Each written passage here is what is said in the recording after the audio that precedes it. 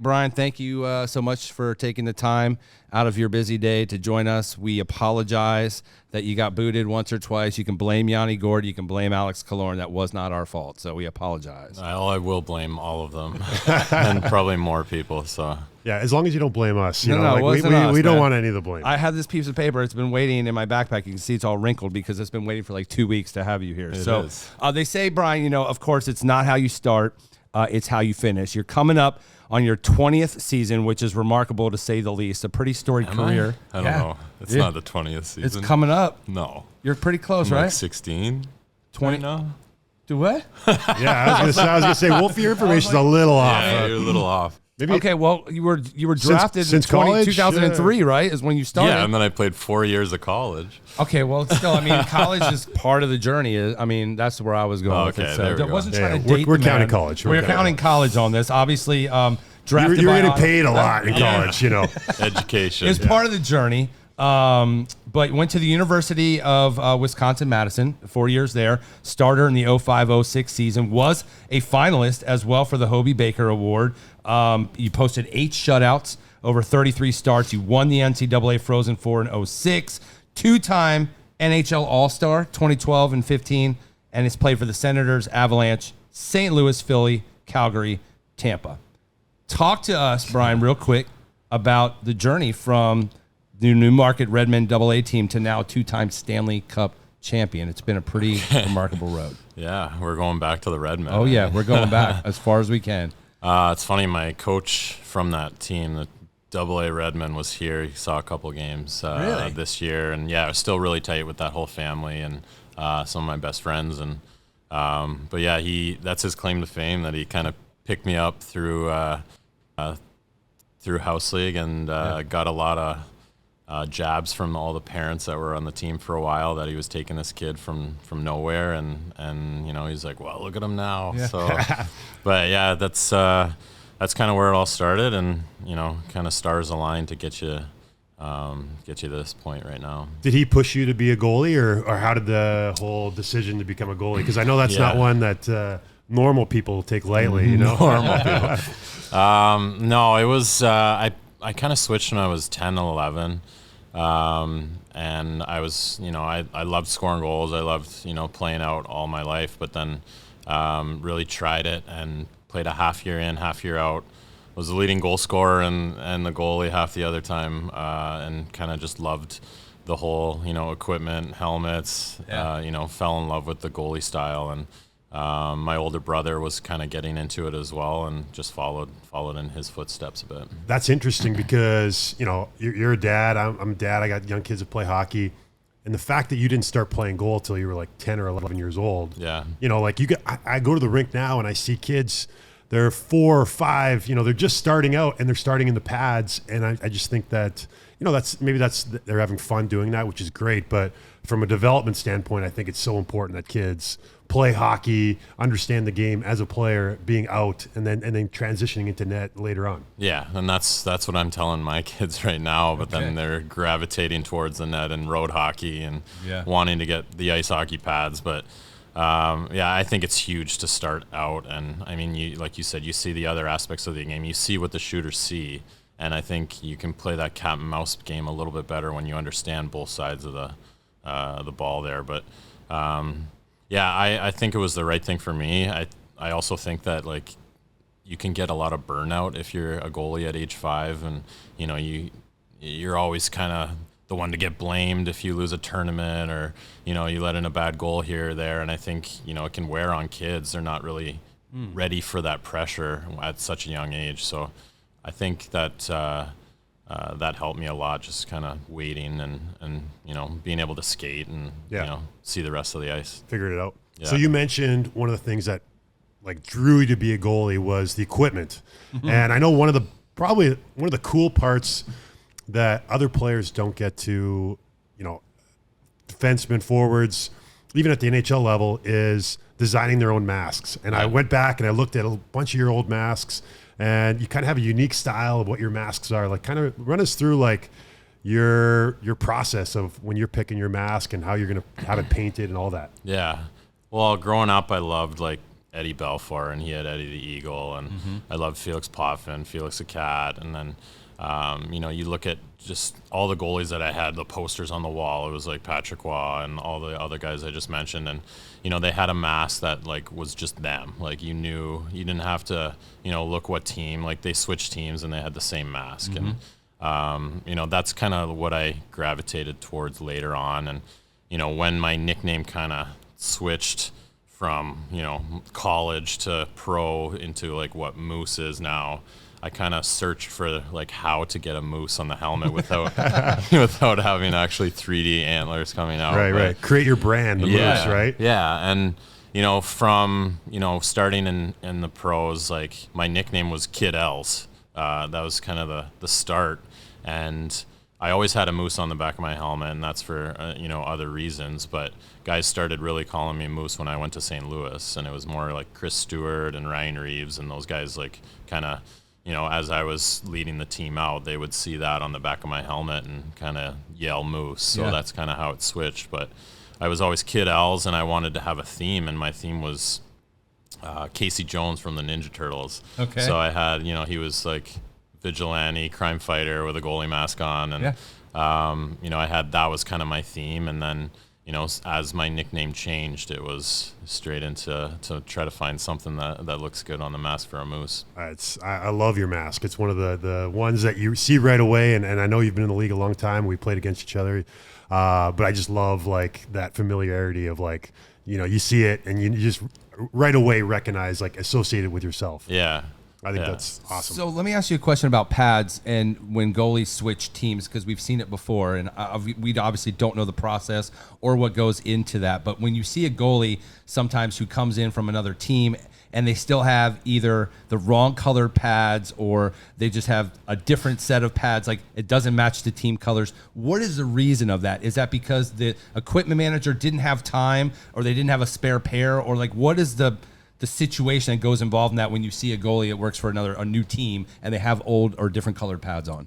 Yeah, it's just time. It takes time to make it. Yeah, like you don't want to be the guy that has mismatched equipment. Right. So it's is it a sizing thing? It's because each goalie has a different size of their pads, or no? It's so custom, it's ridiculous. Okay. So yeah, you can't just order Tampa Bay pads. Right, like and be here in a day or two. No, no, you don't have anything in the back. It has to be made specially for that guy. It's certain buckles, certain straps, or certain padding stiffer in this area of the pad, and this, everybody has their little things in what goes into it. And guys ask me, like, oh, what kind of pads do you wear? I'm like, I don't know. Like what model do you wear? I have no idea. They're just like what I want. Right. Like they're, it's a culmination of changing things and finding what you like and sticking with it. But yeah, it's basically just a timing thing. When I got traded from Ottawa to Colorado, and I had basically all white pads with some red accents, and I was able to just tape them. No, I just colored with a black Sharpie over the red, and it kind of turned purple, so it worked out good. That's awesome, man. What goes into a game day preparation for you? We've seen some of the behind-the-scenes video that you're doing that ball and wall exercise, obviously with the hand-eye coordination, but what goes into like a normal game day preparation for you? Oh man, there's a lot. It kind of starts the night before. You're trying to just kind of focus and think about who's on the other team and where they like to shoot, what they like to do on the power play, and you try to get things in your mind of all the little things that you have to, your checklist that you go out throughout the day. And when the next day comes, you try to stay loose. A lot of the juggling that I do is basically so you're not thinking about the game, you're not getting too nervous. It's just keep the ball in the air, and that's all you're thinking about. Gotcha. And that's why I still play, soccer before the game with the guys. It's just try to stay loose, not think about it too much.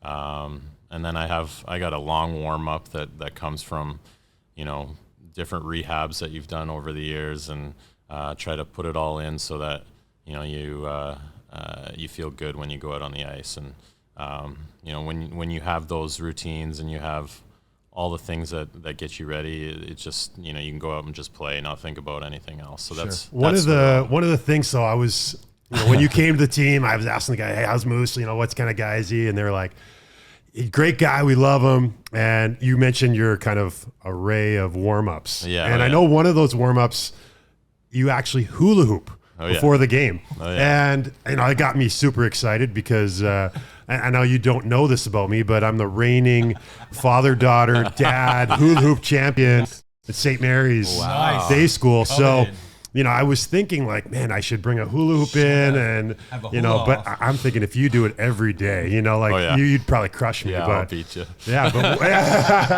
That's awesome. So are you like, where did the hula hooping coming? And like, where's that whole thing? And is that every day or every game day or? Yeah, pretty much. I mean, it's every day that I'm skating. It came from, I was recovering from like a core injury. And I went to a guy, Bill Knowles, outside of Philadelphia. Yeah, I know Bill. Great guy. Great guy. Yeah, and he basically, he has this soccer background, a lot of European soccer, rugby. All the guys come over that try to rehab groin injuries and things like that. And he's told me they did some study where they took a hula hoop to one of the training camps they had. And they said, okay, keep it up for 2 minutes. And if you can keep it up for 2 minutes, then like you're good. Yeah. So it was like 90% of the guys that could hula hoop for 2 minutes never got injured. And the guys that couldn't all got groin injuries. So like it was like something to do with how the hula hoop, like keeping it up and doing it in different ways, different directions that it just kind of gets your groin and your core activated in the right way. So everything's talking to each other at the right time and firing. The trainers, when you're going on the road, do they have the moose hula hoop they bring with you, or like? I got a whole bag of tricks. You got a whole bag of tricks. Got a whole trunk. I got your bands. tickle trunk. Oh or yeah, what? oh yeah. It's the bag of tricks, and I have a little duffel bag, and it's a collapsible hula hoop. And I'm just throwing out there all the fans, next time Moose is out there, big save, whip out your hula hoop and just like, start giving her. Dance, man. Yeah. Hula when he makes a big save. I think we could start selling them in the gift shop. The hula hoops. I love it. Get the man a cut, man. all right, let's go. Yeah. Are they weighted? Is it like a standard like hula hoop, or is it like weighted or anything, I mean, it's you can do it with any type of hula hoop, but the ones that like. Are you doing tricks? Are you like dropping to your knees and standing back up? I'm doing like lunges. Wow. One leg stuff. Yeah. One leg stuff, side to side, split stuff. Yeah, it's pretty intense. Might have an afterlife career in just professional hula hooping. He's doing these kind of tricks before games. Or the circus could call. You never know. I mean, it is pretty insane too to watch, in real time from a fan's perspective, what you guys have to see in front of you, in front of the net, especially when you have pesky players that are in front of you, when you've got defensemen, you've got to keep your peripheral out and keep an eye on things. It's remarkable that you guys have the ability to see the puck where it's coming at you at 100 miles an hour at sometimes. How do you hone in? Like, I almost feel like you almost have to have Matrix-like skills to be able to slow things down from a visual perspective. How are you able to do that when the game is so fast? Yeah, I think that's like the definition of being in the zone, right? That you can slow it down and trying to get yourself in that zone of, like the top end of how you feel going out there. It's when everything slows down, puck looks bigger. But it has a lot to do with your team in front of you. I mean, like, if guys are allowed to stand in front of you, you can't see pucks, and they're gonna go in. But you actually everything has to kind of come into it. If you're gonna get those shutout games or play those unbelievable games, it has a lot to do with how your guys are boxing out in front of you and being able to see the puck the way you want to see the puck. So it's a lot of focus. It's a lot of just years of. I think that's why goaltending takes a little bit longer to get to that peak zone. Is you just have to go through all the ups and downs and just learn how to, when guys are going to release pucks and what side you should be looking on of the scramble of guys in front of you and just kind of knowing, okay, you can see where his blade is. You can't really see the puck, but you can see, okay, it's going to go top end of the net, and you have to just kind of do your calculations really quickly in your head of where that puck's going. So it's remarkable, man. Yeah, unbelievable. Of all the positions, it's by far the most remarkable. And you see a lot of goalies, like you said, like later on in their careers, you know, you're still Crushing playing, it, right. and there's a lot of older goalies. I know Curtis McElhaney was here before Yep. you here, and he was, you know, he was a veteran guy. And you look at guys like Craig Anderson who are still playing in their 40s. You know, it's a position that's, you know, maybe more cerebral than any other position. You know, you can stay healthy and you can be athletic, which you are, but yeah, it's a cerebral position for sure. Who are some of the most like pesky players that you cannot stand that just are forever when you're playing against them? They annoy you, or you, like you just said, they're always in front of you, just making your job difficult. Yeah, Corey Perry. I mean, hey, We will join forces now. Yeah, no, I mean, he's, you know, the epitome of it. Sure. I mean, he does such a good job in front, and that's where he's made his living. And, you know, there's been a few guys. You just I try to like not really pay attention to them, and they don't really get under your skin. And, Sure. you know, then they kind of start leaving you alone. So if you engage in them, then like they know they got you a little bit. Interesting. But when you don't engage, I think that's the best thing, that you can just kind of, I don't need to worry about you. Right.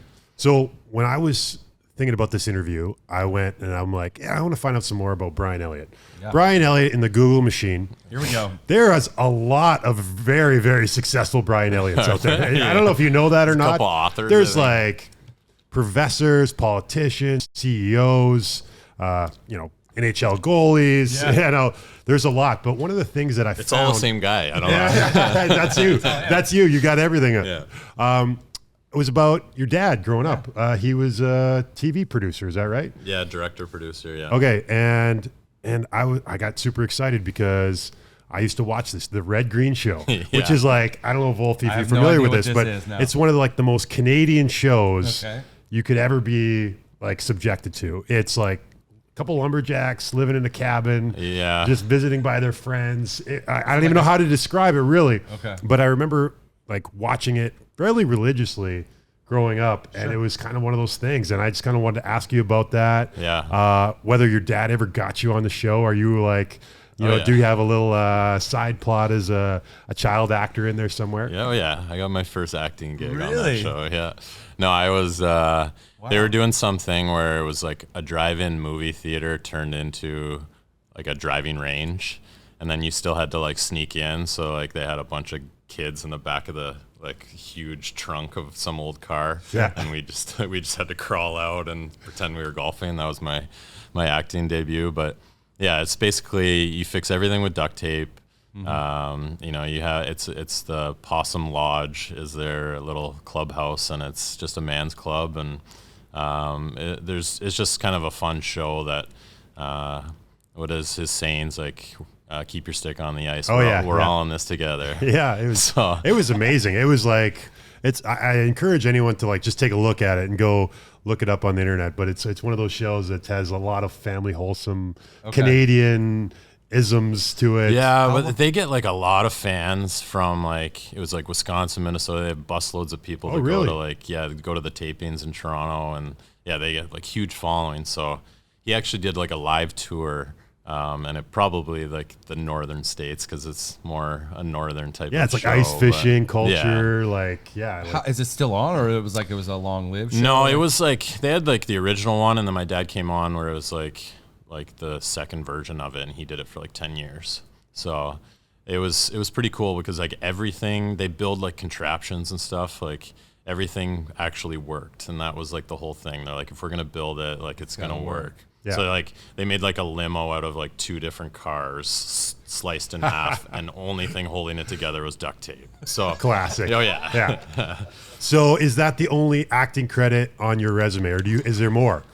Oh no, I think that's the only one. But he actually did another show. I tell the young guys, because it was like a video and arcade top 10 where it was like 4 contestants on the show that were playing video games, and whoever got further got to go to the prize wheel. But meanwhile, while they were playing, they were basically like pumping up the games and trying to sell the games. So like, Genius. if they didn't have like enough contestants, my dad would pull me and my friends from school, go downtown Toronto and film this show, and come away with all this Nintendo gear. And So oh yeah, cool, man. Oh, that's yeah, it was Jealous, cool. actually. That's It was pretty cool. It was amazing, cool. dude. That's awesome. That's cool. Is your wife in the military?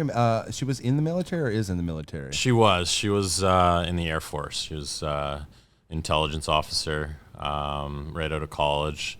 So when I was kind of trying to make my way, professionally in hockey, she was stationed in Grand Forks, North Dakota, and had a couple deployments overseas. Well, we thank her for her service. Yeah, no, it's awesome. It's something that I'm really proud of her for, and she's like, I'd probably still be in it if I didn't have to follow you playing hockey. But, right. No, it was really cool to see that part of it, and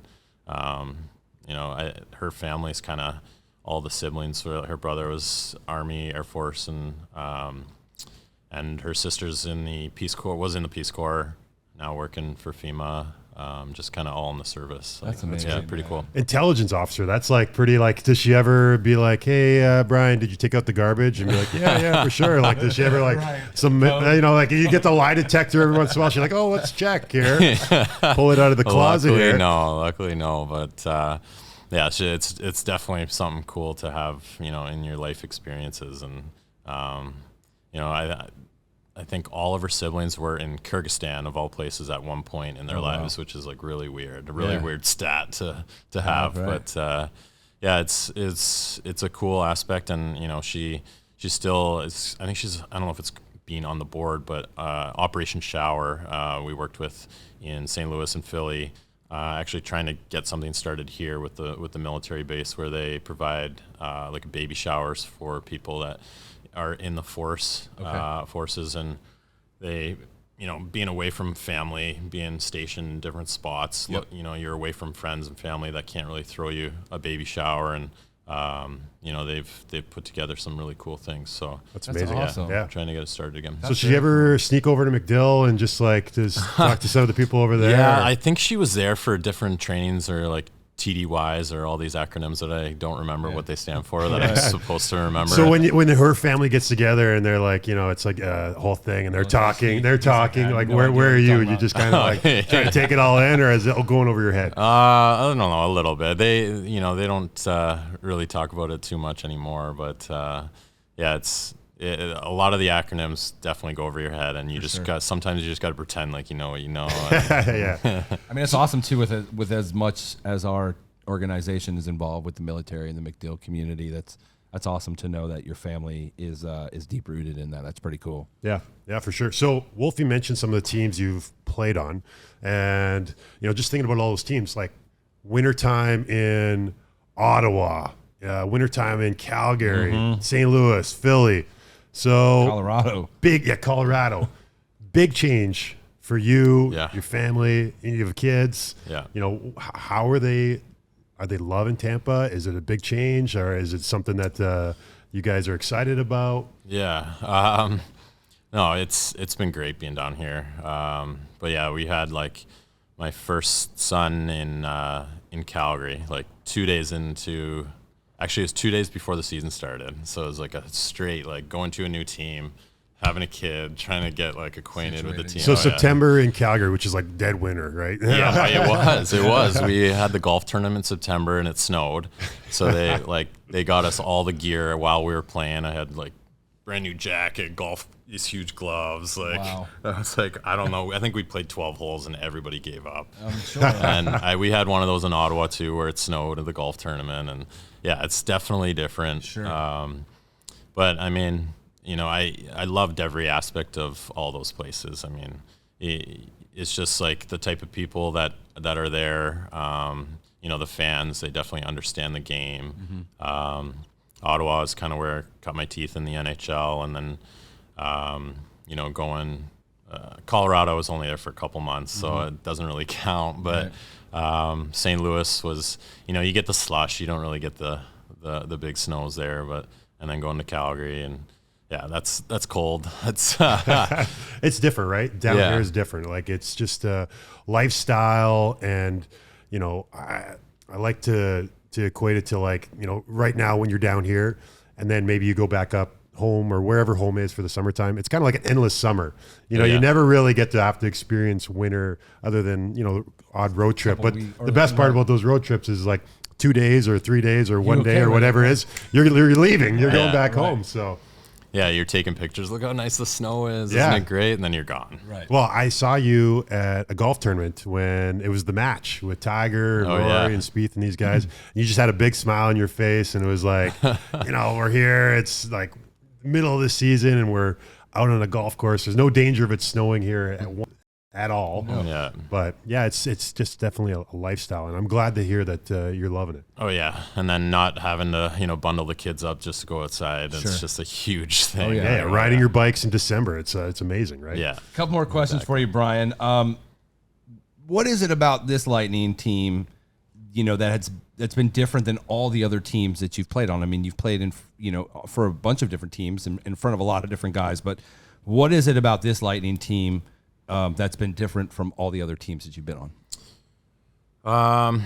Last year coming in, you could definitely see like the winning culture, how everybody expects so much from each other and from themselves, that when you lace up the skates and you go out on the ice, step on the ice for the drop of the puck, it's like you expect to win. It's not like, oh, I hope we win this one. Sure. It's like if we don't win, this is it's a really big deal. Right.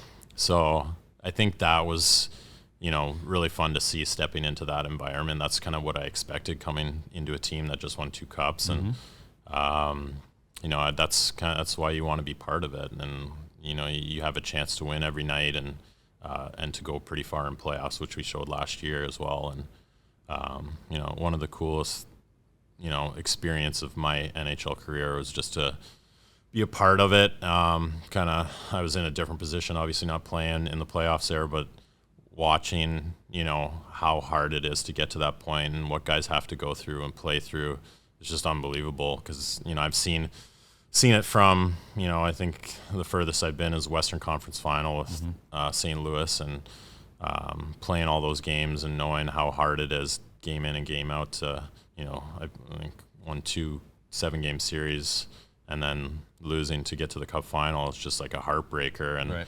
and then when you make it to the Stanley Cup and not coming away with it, it's a total different bird. Sure. So Yeah. it's just awesome to come to a group that expects so much on a nightly basis, because that's what I want. I want the most. I want the best, and when you have everybody with that common goal, I think it goes a long way. And I mean, you're having a fantastic year to start this season. You're older obviously than Vazzy, but obviously we know his elite skill level. What do you attribute or anything that you've taken away from watching Vazzy play or playing behind Vazzy? I mean, what can you take away from that? Yeah, I think I've said in a lot of different interviews that you try to take something from every partner you've played with, like what makes them successful or what you like, or what just kind of that you could put into your own game. And there's so many different things from guys that I've picked up, and like I tell a story about playing with Marty Broder when he came to St. Louis at the end of his career, and all of a sudden I start doing 2-pad stacks every practice, and I'm like, what am I doing? Like, Right. like playing like Marty, Right. But like it's just things that you wanna pick up, and for him, I mean, there's not too many guys that can play the way he does, and how wide his butterfly is, how flexible he is, how powerful he is. I mean, if everybody tried to play like him, it's impossible, because he's kind of a different beast. But I definitely try to pick up some of the things of like how good he is on his feet and trying to get to the spots that you can on your feet in a good spot. He just makes everything look so easy when it's not. Right. So it's little things like that of okay, instead of sliding, I'm gonna try to get there on my feet so that I can react in an easier way, and that's what Franzi's been working with me on, and I think that's helped me a lot. I think trying to put those little aspects in your game. Before the season, is there a time, or do you sit down with the team or internally with yourself? Do you think like, I want to play this many games? Like, this is kind of like the ideal range that I want to be in, or, as a veteran guy, it gets harder and harder on your body, but is there a number of games that you kind of like to try to play?